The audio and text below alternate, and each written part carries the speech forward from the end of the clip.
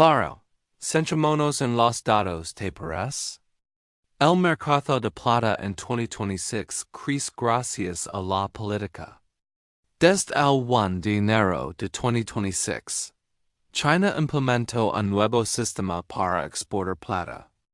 Bajo este nuevo sistema, el gobierno ahora controla las exportaciones de plata, limitándolas a unas pocas empresas grandes y calificadas.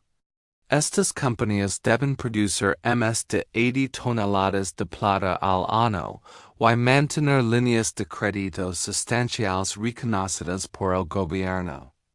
Esto es importante porque China no es un actor menor en el mercado de la plata.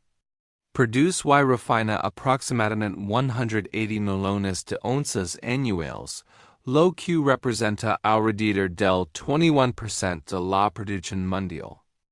Se estima que este cambio de política podría afectar entre el 7% y el 10% del suministro mundial de plata, lo que supone un shock significativo en un mercado donde pequeños desequilibrios pueden generar grandes movimientos de precios.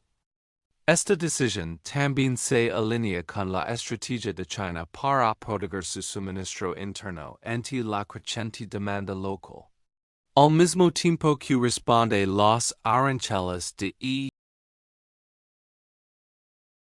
La reacción del mercado antes de este cambio de política ya era visible incluso antes de que la mayoría de los inversores comprendiera plenamente lo que estaba ocurriendo. A finales de 2025, los precios de la plata mostraron una volatilidad extrema, con informes que indicaban subidas por encima de los $80 por onza antes de corregir. Este movimiento brusco no fue producto de una especulación aleatoria. En gran medida fue consecuencia de exportaciones adelantadas en diciembre de 2025. Cuando compradores internacionales se apresuran a asegurar plata física antes de la entrada en vigor de la normativa en enero de 2026. Repunte se vio amplificado por una estructura de mercado ya muy ajustada. Cuando los precios corrigieron posteriormente, no significó que el problema estuviera resuelto, sino que reflejó un alivio temporal tras los envíos acelerados, mientras las restricciones estructurales de oferta seguían firmemente presentes al comenzar 2026. La demanda de plata va más allá de su valor, ¿no crees? Hoy es un insumo industrial crítico en múltiples sectores de alto crecimiento. La plata es esencial para la energía solar fotovoltaica, los vehículos eléctricos, la electrónica de consumo, los centros de datos de inteligencia artificial, la infraestructura 5G, los dispositivos médicos y las aplicaciones de defensa.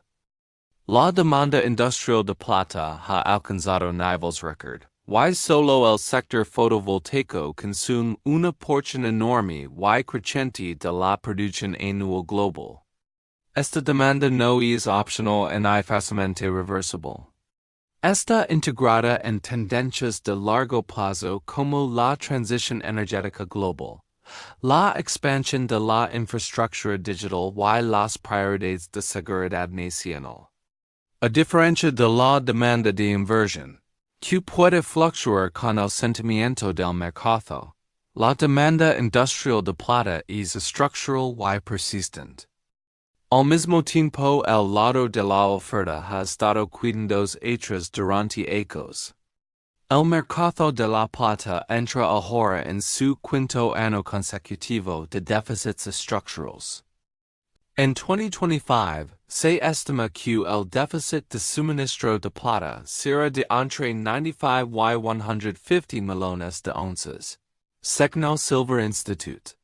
Más importante los déficits acumulados desde 2021 ya superan los 800 millones de onzas, lo que implica una reducción masiva de las existencias disponibles en superficie en un periodo relativamente corto. No se trata de un desequilibrio de un solo ano que pueda corregirse rápidamente, sino de un problema estructural de varios ecos. A esto se suma la propia naturaleza de la minería de la plata. Alrededor del 70% al 80% de la producción mundial proviene como subproducto de la minería de otros metals como el cobre, el plomo y el zinc. Esto significa que incluso si los precios de la plata suben con fuerza, la oferta no puede reaccionar rápidamente, ya que las decisiones de producción dependen de otros mercados de materias primas y de largos plazos de desarrollo. Los nuevos proyectos primarios de plata tardan años en obtener permisos, financiación y entrar en producción. Estas presiones de oferta y demanda se desarrollan dentro de un entorno macroeconómico cada vez más favorable para los metals preciosos. En Arniarwu, el índice del dólar estadounidense cayó aproximadamente entre un 9% y un 10%, registrando su peor desempleo anual en más de una década. Esta debilidad estuvo impulsada por recortes de tasas de la Reserva Federal, preocupaciones crecientes sobre la deuda fiscal y la aceleración de tendencias de desdolarización. A medida que los bancos centrales diversificaban sus reservas hacia activos duros como el oro y la plata. Históricamente, un dólar más débil proporciona un fuerte impulso a los metals preciosos. La plata, en particular, suele reaccionar de forma más agresiva que el oro, ya que opera en un mercado mucho más pequeño y combina características monetarias con utilidad industrial. Doble papel lo otorga una mayor sensibilidad durante periodos de relajación monetaria y debilidad cambiaria. Desde el punto de vista geopolítico, la decisión de China encaja en una tendencia global más amplia de nacionalismo de recursos. Hemos visto patrones similares en el pasado, especialmente con las restricciones chinas y las exportaciones de tierras raras. A medida que los materiales críticos se vinculan cada vez más a la seguridad nacional y a la estrategia industrial, los gobiernos están más dispuestos a intervenir en los mercados de materias primas. Es probable que esta dinámica acelere los esfuerzos de relocalización industrial y la formación de alianzas estratégicas entre países aliados. Naciones como México, el mayor productor mundial de plata, con alrededor de 200 millones de onzas anuales, con cerca de 140 millones y Australia con aproximadamente 120 millones de onzas por año podrían desempeñar un papel más relevante en las futuras cadenas de suministro. Aunque estos cambios pueden generar oportunidades a largo plazo, en el corto y mediano plazo añaden fricción, costos y incertidumbre a un mercado ya muy ajustado. Desde la perspectiva del inversor, este entorno crea tanto oportunidades como riesgos. Algunos buscan exposición directa a través de plata física en forma de lingotes o monedas. Otros utilizan productos cotizados como SLV que sigue el precio spot o PSLV respaldado por plata física asignada. Para quienes tienen mayor tolerancia al riesgo, las acciones de empresas mineras de plata, especialmente aquellas que operan fuera de China, pueden ofrecer una exposición apalancada, aunque con una volatilidad significativamente mayor. Enfoques más amplios pueden incluir exposición a regiones que se benefician de la relocalización y la seguridad de recursos, como México o Australia, o sectores industriales y infraestructuras altamente dependientes de la plata. Al mismo tiempo, es fundamental reconocer que la plata es históricamente voluminal. Incluso en ciclos alcistas fuertes, las correcciones abruptas son comunes. Y el posicionamiento requiere paciencia y gestión del riesgo, no decisiones emocionales. Antes de cerrar, veo la pena mencionar brevemente una actualización patrocinada incluida en el análisis general. Okio Pharma, Q cotiza en Nasdaq Bio, el ticker OKYO, es una empresa biotecnológica en fase clínica, centrada en el dolor corneal neuropático. ONCP, una forma grave de dolor ocular crónico causado por daño nervioso parar, la cual actualmente no existen. Tratamientos aprobados por la FDA. Su candidato principal, Ercasimod, anteriormente conocido como OK101, ha mostrado resultados sólidos en fase 2. En el ensayo, el 75% de los pacientes que recibirán la dosis del 5% experimentarán una reducción del dolor superior al 80% tras 12 semanas, con resultados estadísticamente significativos. Además, las imágenes mediante microscopía confocal mostraron signos de restauración de los nervios corneales y no se reportaron eventos adversos graves. La FDA ha otorgado la designación Fast Track, lo que puede acelerar los plazos de desarrollo y revisión.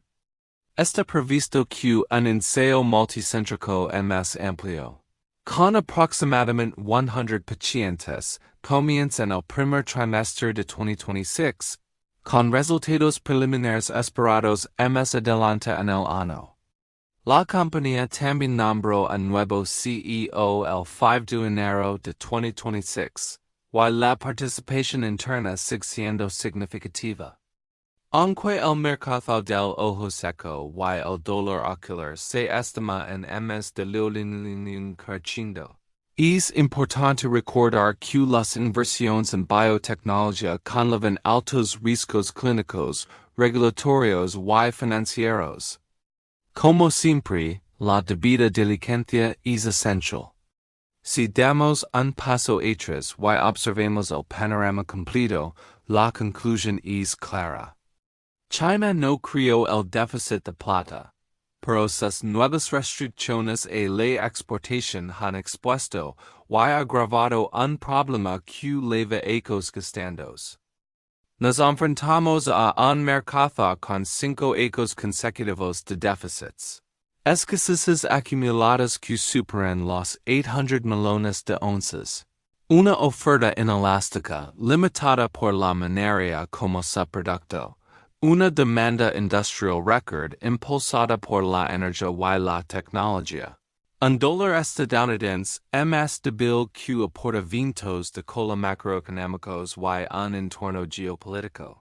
Cada vez más definido por el control de recursos. La plata no está garantizada en moverse en línea recta y la volatilidad debe esperarse. Para los fundamentos subyacentes, apuntan a una tensión persistente, salvo que se produzca una respuesta de oferta y inesperada. La conclusión clave es esta. Entender la plata hoy requiere entender los narrows.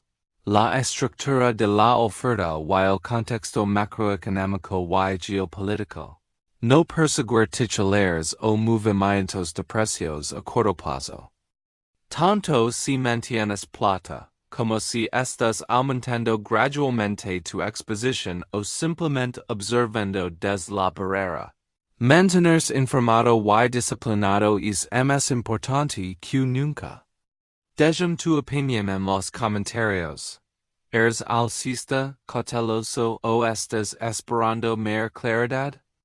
Mantente alerta. Gestiona el riesgo y nos vemos en el próximo video.